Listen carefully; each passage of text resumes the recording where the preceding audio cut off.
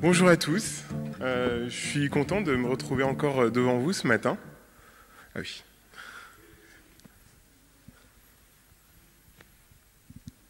Merci. Oui, effectivement, c'est mieux, on se voit, enfin vous me voyez en tout cas. Ce matin, je voulais partager avec vous un thème qui est un peu particulier, qui est relativement connu quand on est dans le milieu chrétien, dans le milieu croyant. Mais si je demandais une définition à chacun d'entre vous, je pense qu'on aurait autant de définitions que de personnes présentes dans la salle. Alors, on l'a entendu, merci Mathias pour cette lecture. On va vous parler de la naissance, naître de nouveau. Naître de nouveau ou naître d'eau et d'esprit. Et je voudrais me concentrer sur l'esprit. L'esprit, c'est quelque chose d'assez abstrait. Je ne sais pas si je vous demandais qu'est-ce que ça représente pour vous l'esprit, le Saint-Esprit, l'Esprit de Dieu. Quelque chose sur lequel on a du mal peut-être à mettre des mots, à mettre quelque chose de concret, et c'est quelque chose qui reste relativement abstrait, pour nous en tout cas. Alors voilà, je vous propose de nous baser sur ce texte, cette histoire de Nicodème, et de voir comment l'esprit agit, et pourquoi Jésus demande à Nicodème, et nous demande, de naître de nouveau. Naître de nouveau, c'est une formulation qu'on entend beaucoup dans nos milieux. Naître de nouveau, alors, je vais caricaturer un petit peu, mais je vais prendre des extrêmes juste pour voir et pour vous montrer à quoi on pense quand on pense à naître de nouveau. Naître de nouveau, ça nous fait penser à quelqu'un qui était, par exemple, dans la drogue, dans l'alcool, dans la débauche, qui a rencontré Dieu, et puis qui devient un croyant et peut-être même un pasteur. Ça, c'est un peu l'imaginaire collectif du naître de nouveau. Et quand on a grandi, comme moi, par exemple, dans l'Église, ça ne nous parle pas beaucoup, cette transformation radicale. Parce qu'on a été à l'Église tous les jours, avec nos parents, et on a grandi spirituellement petit à petit. Et donc, on va se poser la question, finalement, qu'est-ce que ça représente pour nous tous, naître de nouveau. Alors, je vous invite à prendre vos Bibles, qui sont déjà ouvertes, à Jean, chapitre 3. Et puis, on va parcourir la Bible. Alors, gardez vos Bibles ouvertes, vos tablettes, vous qui êtes chez vous, ouvrez vos Bibles et nous allons parcourir la Bible ensemble. Alors, c'est l'histoire de Nicodème. Nicodème est un pharisien qui rencontre Jésus.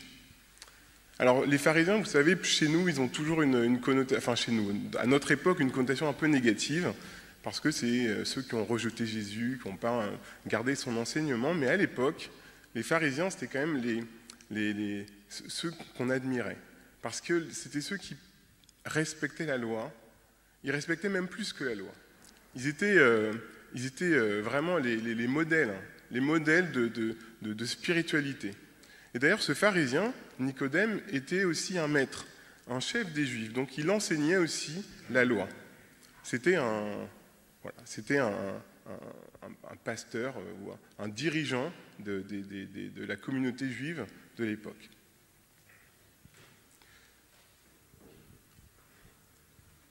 Il vient trouver Jésus.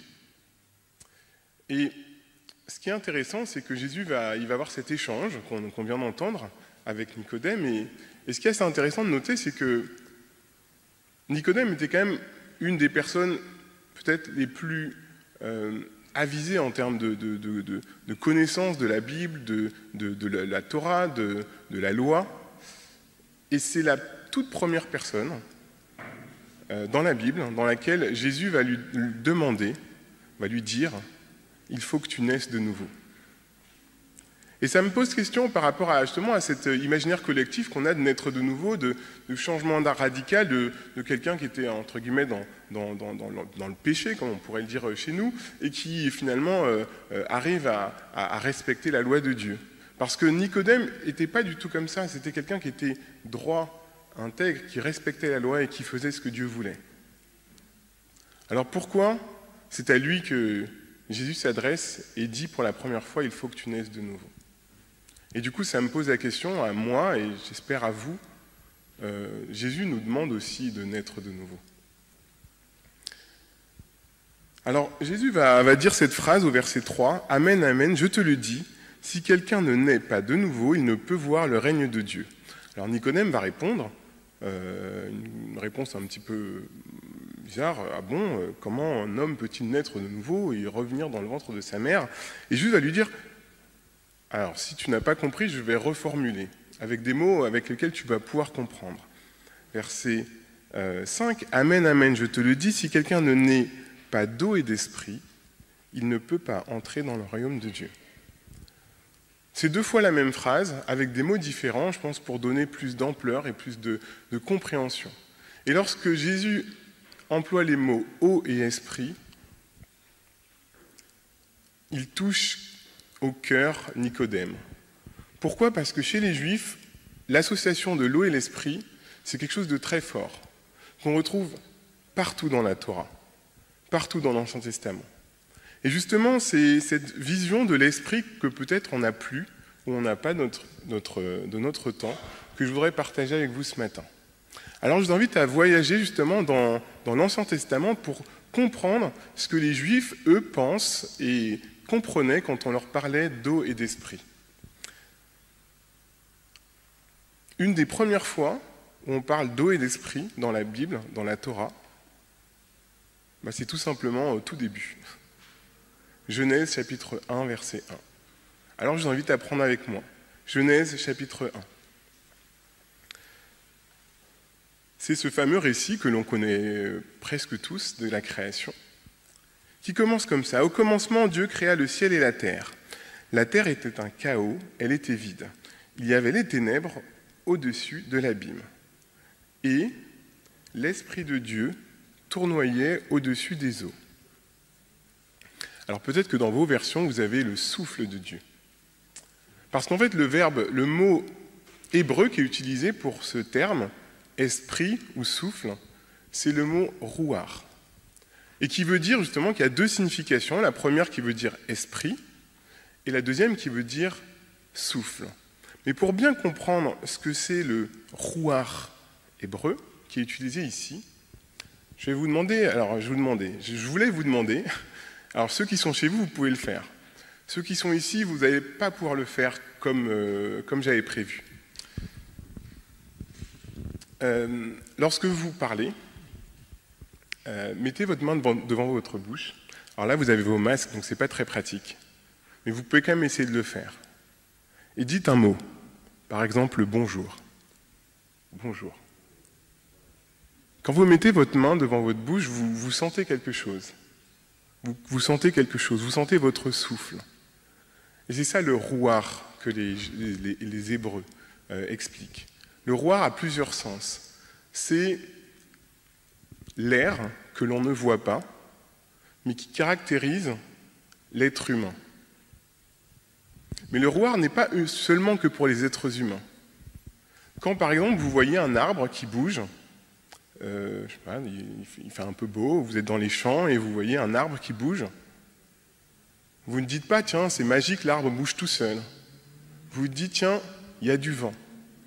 Ce vent, vous ne le voyez pas, mais vous savez que c'est lui qui fait bouger l'arbre. Ça, c'est le rouar des Hébreux. Donc c'est le vent, c'est le souffle, c'est l'air, c'est la brise, c'est ce qui fait vivre, c'est ce qui donne la vie. Et il y a pas mal de textes, et je vais en prendre quelques-uns avec vous, qui expliquent que le rouar, le souffle, l'esprit de l'homme, lui a été donné par Dieu. Et le premier texte qui explique ça, c'est juste après, Genèse 2. C'est le deuxième récit de la création. Vous savez, il y a 2 récits de la création. Il y a le premier qui est dans Genèse 1, et il y a le deuxième qui est complémentaire dans Genèse 2. Donc je vous invite à tourner une page de votre Bible et prendre Genèse 2 à partir du verset 4. Au jour où le Seigneur Dieu fit la terre et le ciel, il n'y avait encore aucun arbuste de la campagne sur la terre, aucune herbe de la campagne ne poussait encore, car le Seigneur Dieu n'avait pas fait pleuvoir. Il n'y avait pas d'homme pour la cultiver. Mais un flot montait de la terre et arrosait toute la surface. Le Seigneur Dieu façonna l'homme de la poussière de la terre. Il insuffla dans ses narines un souffle de vie. Les deux termes, insuffler et le souffle de vie, sont les mêmes termes qui sont utilisés pour l'esprit, le rouar. Dieu insuffle à l'homme son souffle, son esprit, et l'homme devient un être humain. Pour les Juifs, l'Esprit de Dieu, c'est la chose, l'énergie, la chose qu'on ne voit pas, qui donne la vie. Alors vous allez me dire, oui, ok, c'est pour l'homme au début. Prenons d'autres textes. Peut-être on peut prendre Psaume. Psaume 33, verset 4. Psaume 33, verset 4. « Car la parole du Seigneur est droite, toute son œuvre s'accomplit avec constance. Il aime la justice et l'équité, la fidélité du Seigneur remplit la terre. C'est par la parole du Seigneur que le ciel a été fait, par le souffle ou le rouar ou l'esprit de sa bouche, toute son armée. » Encore une idée que le souffle vient donner la vie à l'armée de Dieu. Je vais prendre un autre texte aussi, plutôt dans le Nouveau Testament cette fois-ci, pour montrer que c'est vraiment répandu chez les Juifs à l'époque. On va le prendre dans Actes, Actes 17.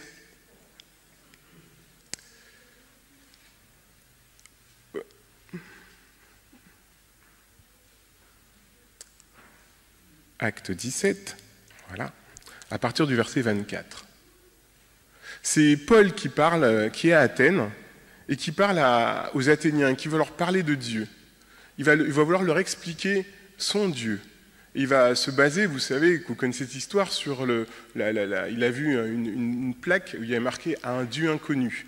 Il va prendre cet exemple pour leur parler de son Dieu.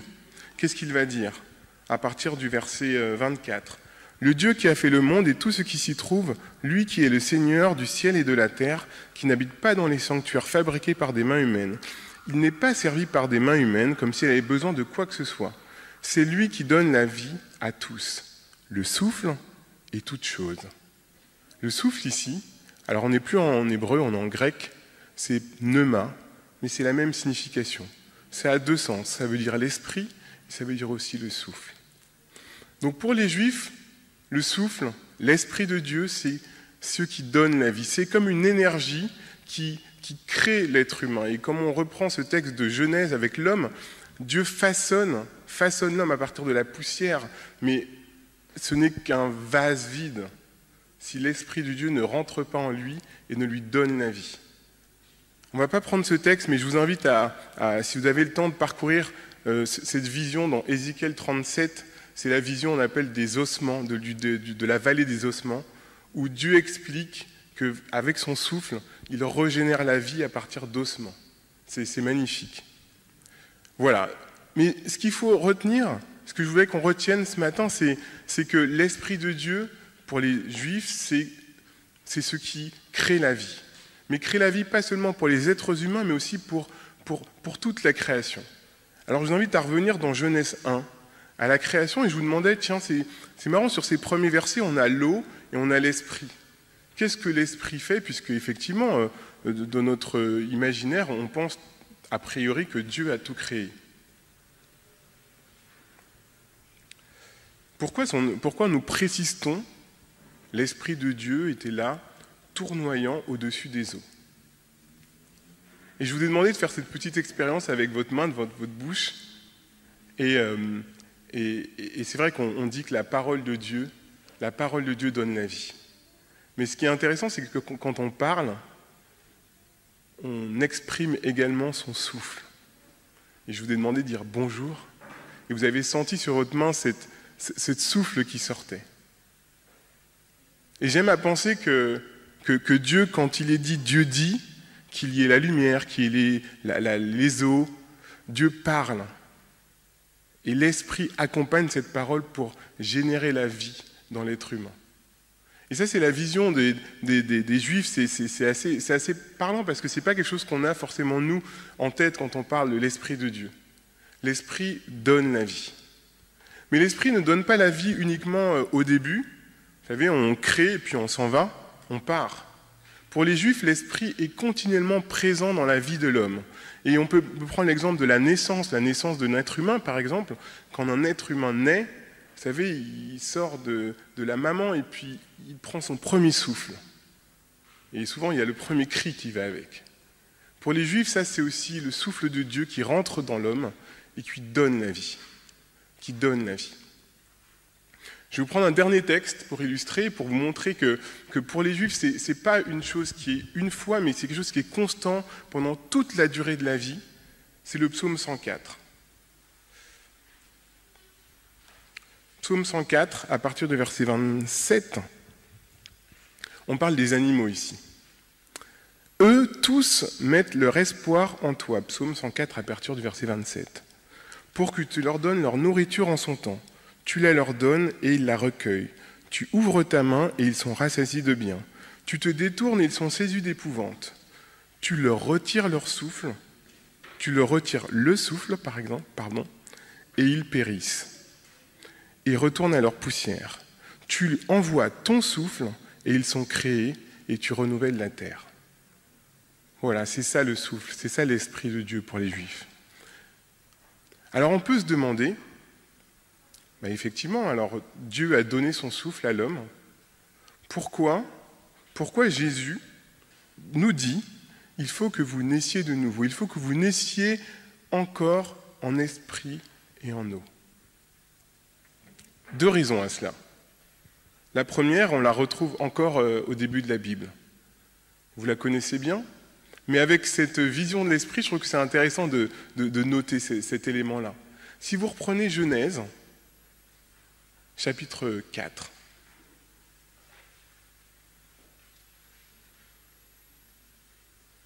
chapitre 3, excusez-moi. Genèse, chapitre 3, c'est le péché. Et il y a cet élément et cette phrase qui est assez intéressante, verset 8.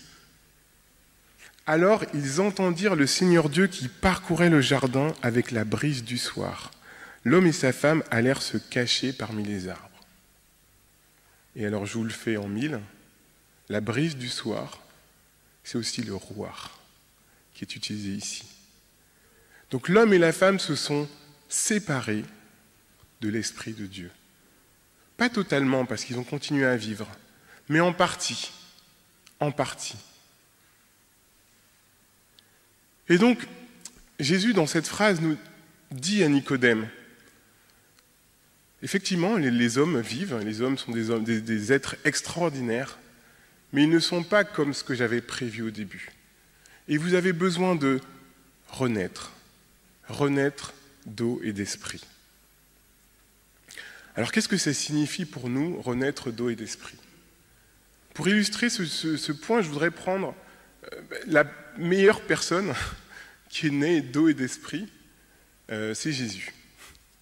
Et je vais prendre le texte, alors le texte est utilisé dans beaucoup d'évangiles, mais je vais prendre le texte de Luc particulièrement.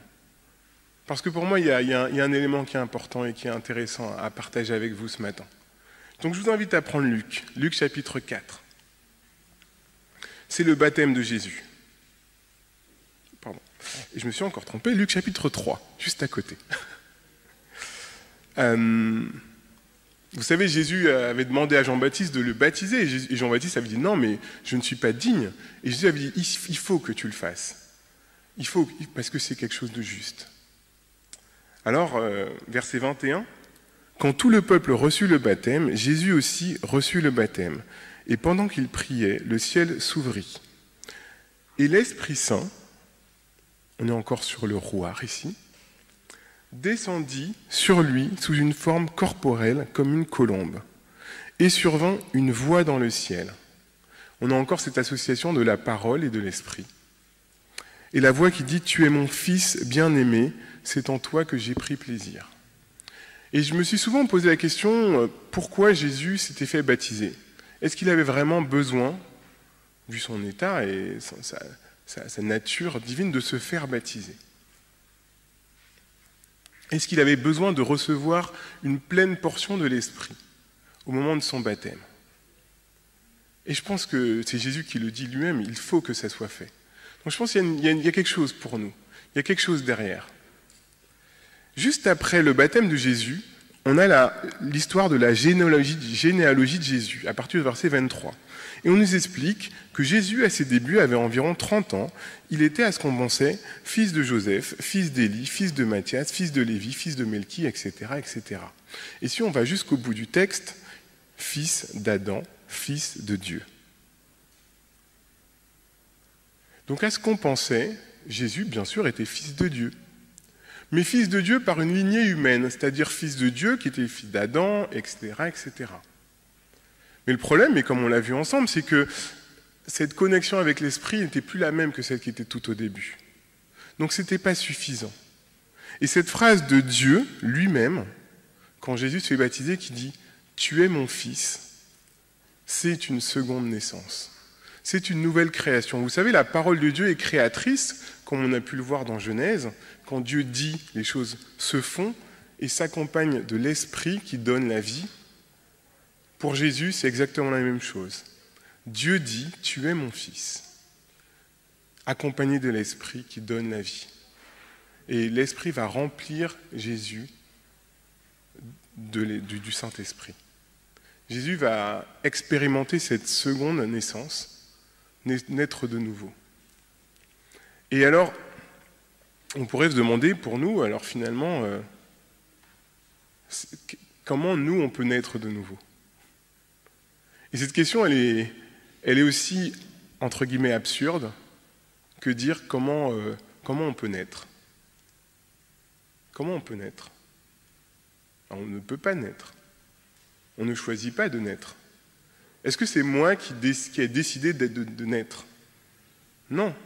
Si je suis né, c'est parce qu'il y a des personnes qui se sont aimées, qui m'ont désiré et qui m'ont créé.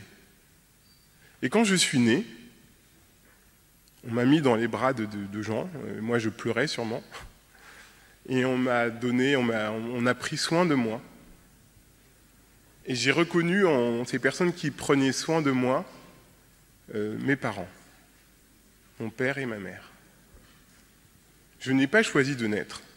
Je suis né par la volonté de personnes qui m'ont aimé, qui ont souffert pour que je naisse, parce que l'accouchement, ce n'est pas quelque chose de facile, et je suis né.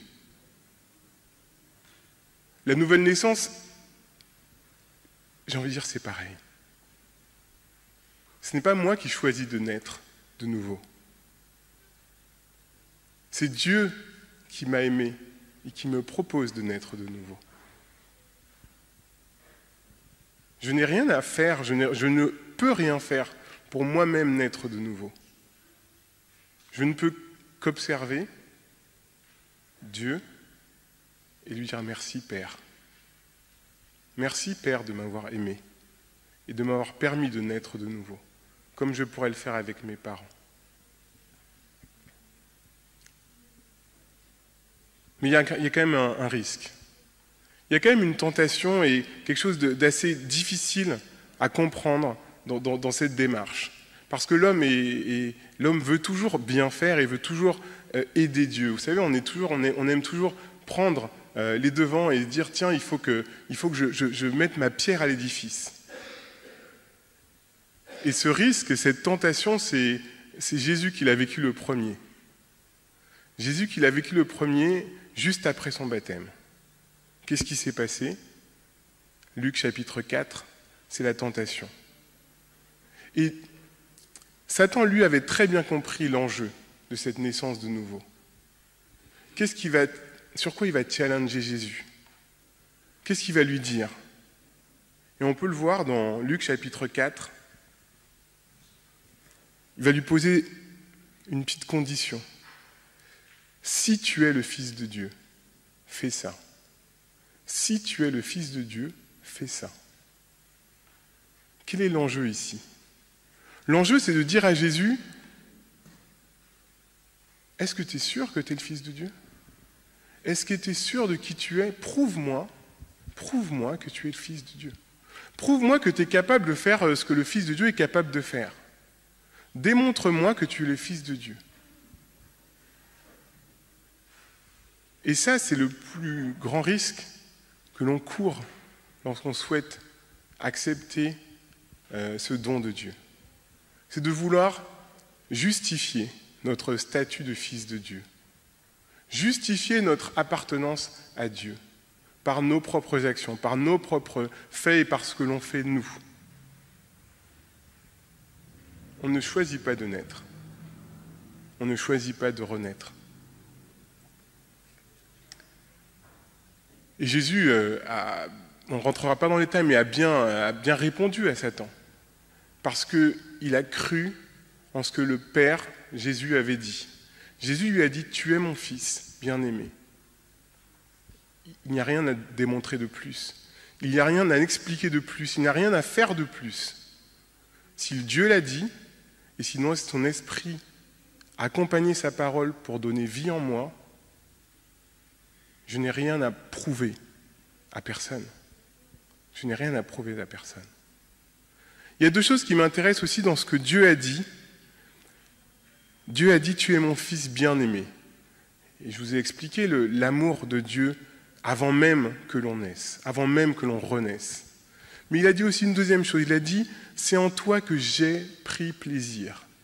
C'est en toi, Jésus, que j'ai pris plaisir. Et ça m'intéresse par rapport au temps qui est utilisé. Il n'a pas dit « C'est en toi que je vais prendre plaisir par rapport à tout ce que tu vas faire dans ta vie ». C'est à toi que j'ai déjà pris plaisir. Et j'ai cette image des parents, et j'ai la chance d'être parent et d'avoir vécu la naissance de ma fille. Et c'est vrai qu'on a cet amour qui déborde pour nos enfants. On ne sait pas ce qu'ils vont faire dans leur vie, mais on les aime quoi qu'il arrive. Et c'est ce que Dieu nous propose ce matin. Et je vais revenir sur ce texte de Jean et ce dialogue avec Nicodème. Il faut que tu naisses de nouveau. Nicodème, c'était cette personne qui était droite dans ses bottes, qui respectait la loi, qui faisait tout ce qu'il fallait, qui respectait même plus que la loi. Vous savez, ces lois qui étaient créées par les Juifs pour mieux respecter la loi. Mais tout ça, c'était par son propre effort, par sa propre force, par sa propre volonté. Et Dieu lui est en train de lui dire, Nicodème, il faut que tu lâches prise. Il faut que tu lâches prise. C'est pas toi qui maîtrise, c'est moi qui maîtrise. Et dans la phrase que Nicodème dit, il y a quelque chose de très intéressant aussi, c'est « Je sais que tu es envoyé de Dieu ». Nicodème croyait savoir qui était Jésus, croyait connaître Jésus, parce qu'il avait vu des miracles.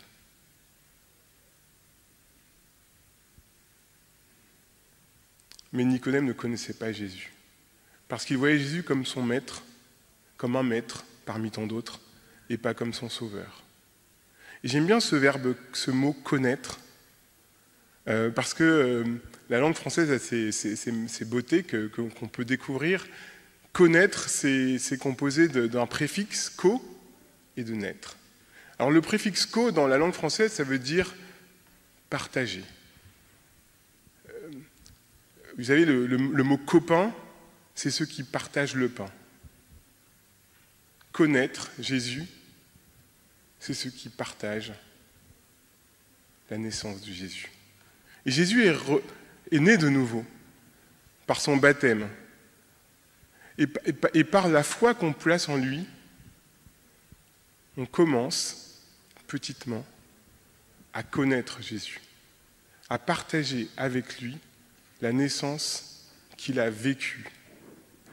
Et grâce à ça, Dieu nous dit, lorsqu'on choisit de le suivre, « Tu es mon fils bien-aimé ». Olivier, tu es mon fils bien-aimé. Et c'est en toi que j'ai pris plaisir. J'ai pris plaisir avant même que tu fasses ce que tu feras. Alors vous allez me dire, oui, effectivement, Olivier, peut-être, mais il y a quand même les fruits de l'esprit, il y a quand même des choses qui arrivent une fois qu'on s'approprie l'esprit. Galates 5, vous savez, les fruits de l'esprit, le fruit de l'esprit plutôt, excusez-moi, le fruit de l'esprit. Mais l'image est forte et l'image est intéressante. Parce que Paul, dans Galates 5, oppose le fruit de l'esprit aux œuvres de la chair. Vous savez, les œuvres de la chair, c'est tout ce qui est négatif, les querelles, les disputes, l'animosité, etc. Il va opposer ça au fruit de l'esprit. Et j'aime beaucoup cette image parce que le mot œuvre qui est utilisé, c'est le mot œuvre qui est utilisé pour le terme ouvrage. Voilà, en 7 jours, tu feras tout ton ouvrage. Donc c'est ce que l'homme fait. Les œuvres, c'est ce que l'homme fait. Par contre, le fruit, alors on peut croire que c'est l'homme qui le fait, mais pas vraiment en fait. Vous savez, on a un petit jardin à la maison et on a essayé de faire pousser des tomates il y a 2 ans. Donc on a planté des graines et puis en fait, on n'a eu aucune tomate. Donc on a dit, oh, on est vraiment nuls en jardinage. On pensait que c'était nous. Puis l'année d'après, on a réessayé, on a replanté des tomates et puis il y a eu des tomates. Ah, on s'est dit, ah super, on est fort. Je ne sais pas si on a fait beaucoup plus avant ou après. Je ne sais pas si l'homme a un impact assez fort sur le fait que les fruits poussent. Alors effectivement, on fait des choses, on arrose, on organise.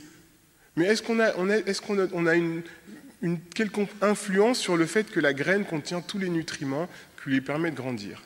Est-ce qu'on a une quelconque influence sur le fait que la graine arrive à absorber l'eau de la terre et les nutriments et pousse? Est-ce qu'on a une quelconque influence sur le fait que les feuilles poussent, sortent de la terre et se mettent face au soleil pour absorber la chaleur du soleil, pratiquer la photosynthèse et avoir de l'énergie pour créer des fleurs et qui vont devenir des fruits? Est-ce que l'homme a une quelconque influence sur ça? Je ne sais pas. Je ne crois pas. Nous, ce qu'on peut faire, c'est créer un environnement autour de cette graine et de cette terre pour aider, pour permettre à ce que le fruit se développe le mieux, pour permettre que peut-être les nuisibles ne viennent pas le manger, que nous, on en profite. Mais ce n'est pas nous qui faisons croître le fruit ou créer le fruit.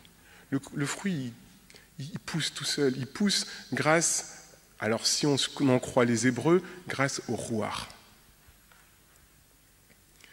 Et je prendrai également cette image d'une parabole qu'on connaît très bien, la parabole du semeur. Vous savez, c'est une des paraboles qui est expliquée par Jésus lui-même. Et d'ailleurs, quand il explique, il va le dire à ses disciples, en expliquant, je vous explique le royaume de Dieu.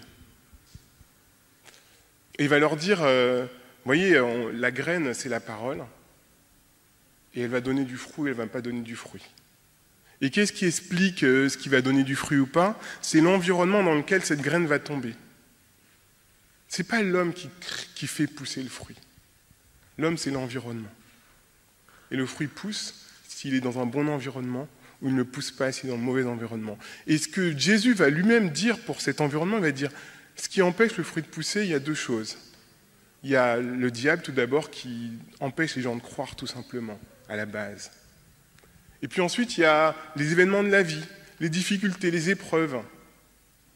Mais il y a aussi les événements positifs, il y a les richesses, les plaisirs de la vie qui peuvent empêcher ce fruit de pousser. Parce que toutes les œuvres de l'homme, tout ce qu'on fait de nous-mêmes, prend la place, empêche Dieu d'agir vraiment dans nos vies. L'esprit, c'est la vie. L'esprit donne la vie. Et comme les Hébreux pensaient, et je pense à raison, que l'esprit est présent tout au long de la vie. Au début de la vie, mais aussi tout au long de la vie. Et d'ailleurs, il y a cette image, c'est que pour les Hébreux, chaque respiration est une preuve que Dieu est présent en nous. Et vous voyez, vous m'écoutez là depuis tout à l'heure et vous avez respiré peut-être une centaine de fois sans vous en rendre compte. Mais pour les Hébreux, chaque inspiration et chaque respiration est un don de Dieu, est une bénédiction de Dieu, parce que Dieu est présent avec nous.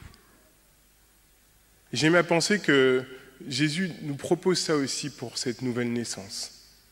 Pas seulement choisir Dieu, se faire baptiser et avoir cet esprit avec nous une fois, mais continuellement renouveler cette présence de Dieu dans nos vies. Il y a ce terme aussi que j'aime bien qui est le terme reconnaître Dieu, reconnaissance. Et c'est encore 2 préfixes qui sont devant un mot assez connu. Connaissance, la naissance avec, et reconnaissance, le renouvellement de la connaissance, le renouvellement de cette naissance perpétuelle. Dieu nous invite à ce que son esprit soit perpétuellement avec nous et nous renouvelle. Et pour revenir sur cette histoire de Nicodème, Nicodème était venu voir Jésus la nuit, dans les ténèbres. Et on a pu voir qu'au début, dans Genèse, l'esprit était là dans le monde chaotique, avant la création.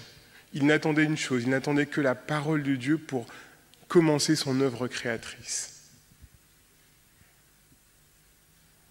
Et pour cette nouvelle naissance, c'est ce que Jésus va dire à Nicodème. Ta vie, même si elle est super bien réglée, même si elle est parfaitement parfaite, même si tu respectes toutes les lois, tu es encore dans les ténèbres, Nicodème. Et tu as besoin de mon esprit pour mettre de la lumière dans ta vie. Tu as besoin de lâcher prise, de laisser la place à mon pouvoir, ma gloire en toi.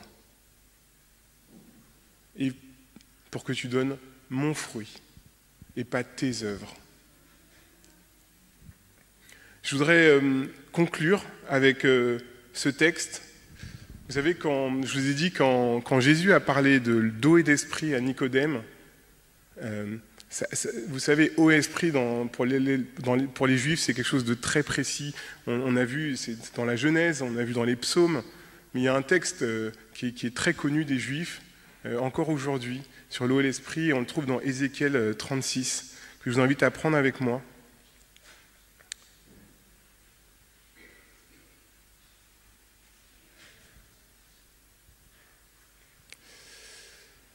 Ézéchiel 36 à partir du verset 25. Et c'est Dieu qui parle. Et c'est Dieu qui agit. C'est Dieu qui est le sujet de ce texte. Je vous aspergerai d'une eau pure et vous serez purs. Je vous purifierai de toutes vos impuretés, de toutes vos idoles. Je vous donnerai un cœur nouveau et je mettrai en vous un souffle nouveau, un esprit nouveau. J'ôterai de votre chair le cœur de pierre et je vous donnerai un cœur de chair. Je mettrai mon souffle, mon esprit, mon rouar en vous, et je ferai en sorte que vous suiviez mes prescriptions et que vous observiez mes règles et que vous les mettiez en pratique. Je ferai. C'est Dieu qui parle. La parole de Dieu est créatrice. Mettons notre foi dans sa parole et dans son esprit pour qu'il agisse dans nos vies.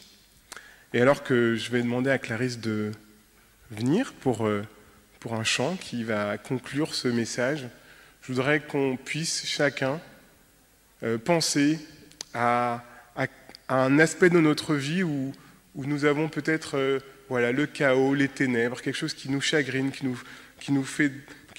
qui marche pas comme on voudrait, quelque chose qui nous angoisse, quelque chose qui ne va pas. Et qu'on puisse demander à Dieu de faire venir son esprit pour qu'il régénère cette vie dans ces ténèbres qui appartiennent à nos vies. Ce n'est pas à nous d'œuvrer, c'est à laisser Dieu agir en nous.